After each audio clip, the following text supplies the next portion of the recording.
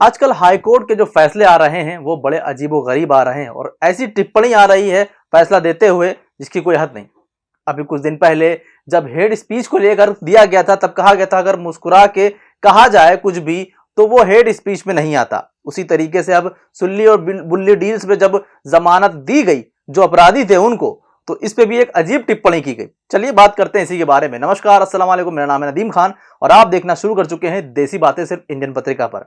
नफरत का वो असर फैल चुका है हमारे देश के अंदर जहां पर सुल्ली और बुल्ली डील्स ऐसी ऐप बनाई जाती हैं और मुस्लिम महिलाओं को निशाना बनाया जाता है, उनके ऊपर अभद्र कमेंट किए जाते हैं।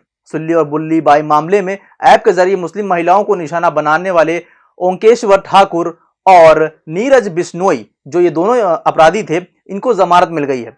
दिल्ली की एक अदालत ने मानवीय आधार पर दोनों को जमानत दे दी है। यानी मानवीय आधार पर मतलब एक मानवता के आधार पर दोनों को जमानत दे दी गई है। लेकिन ये मानवता के आधार पर जो टिप्पणी की गई है वो बड़ी अजब है और वो बहुत गजब भी है। और ये भी ध्यान रखना चाहिए था, अगर दिल्ली हाई कोर्ट ने मानवीय आधार पर जमानत दी थी तो इस बात को भी ध्यान रखना चाहिए था कि मानवीय आधार पर जो इन लोगों ने किया क्या वो अपराध नहीं था? क्या जो मुस्लिम महिलाएं हैं उनको मानवीय आधार पर किसी भी तरह का न्याय नहीं मिलना चाहिए? खैर, रिपोर्ट्स के मुताबिक सोमवार 28 मार्च को जमानत देते हुए कोर्ट ने कहा आरोपियों के खिलाफ चार्जशीट पहले से दाखिल हो चुकी है, जबकि फॉरेंसिक साइंस लेबोरेटरी की रिपोर्ट अभी तक नहीं आ पाई है। मामला अभी जिस स्टेज पर है वहां आरोपियों को तथ्यों के साथ कोई छेड़छाड़ नहीं कर पाएंगे।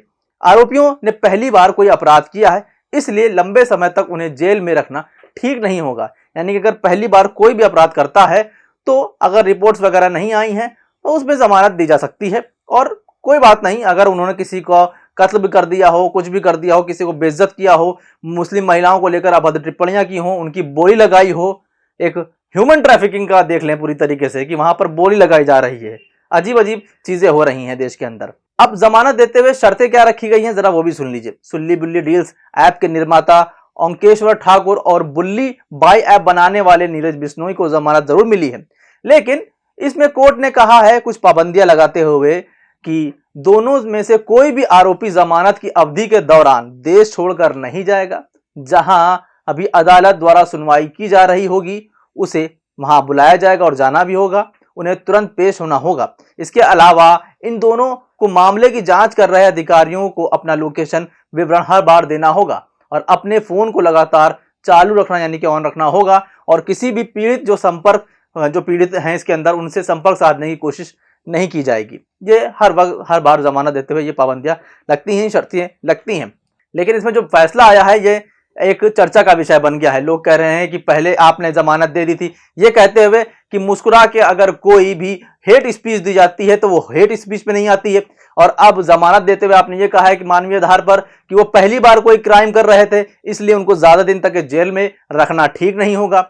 ये खैर कोर्ट का फैसला है, क्या कहा जाए। लेकिन ये जो टिप्पणियां आ रही हैं ये इस तरीके की हो गई हैं जैसे लग रहा है कि एक पक्ष की बात सुनी जा रही है, दूसरे पक्ष को नकारा जा रहा है। आपको बता दें कि जुलाई 2021 में गीटा हब पर सुल्ली बुल्ली डील्स नाम से ऐप बनाया गया था। इसको पत्रकारों और एक्टिविस्ट समेत सैकड़ों मुस्लिम महिलाओं और लड़कियों को निशाना बनाया गया था। उसमें इनकी फोटो डालकर ऑनलाइन इनकी बोली लगाई जा रही थी। क्या ये अमानवीय नहीं था? क्या ये मानवता के आधार पर एक जुर्म नहीं था? क्या मुस्लिम महिलाओं की इज्जत के साथ खिलवाड़ नहीं था? तब कई महिलाओं ने दिल्ली और नोएडा पुलिस में शिकायत दर्ज कराई थी, जिसके बाद ऐप को गिटहब से हटा दिया गया था, लेकिन किसी भी तरह की कोई भी कार्रवाई नहीं हुई थी। जनवरी 2022 में फिर पता चला कि सुल्ली डील्स के बाद अब एक बुल्ली बाई नाम से एक ऐप बनाई गई है।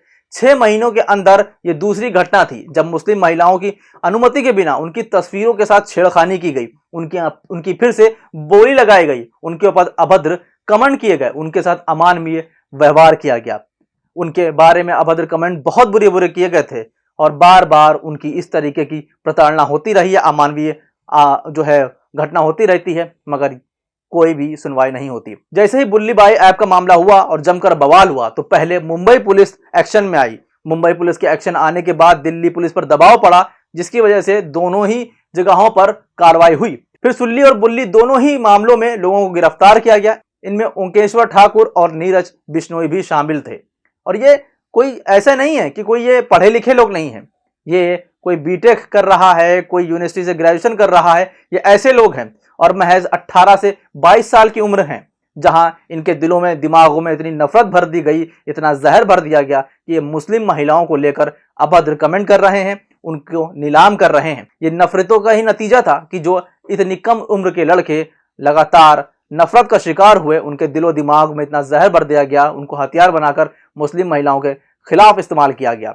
फिलहाल आपका क्या कहना है कोर्ट की इस टिप्पणी पर कि उनको अमानवीय आधार पर ज्यादा दिन तक जेल में नहीं रखा जा सकता क्योंकि उन्होंने पहली बार कोई जुर्म किया था?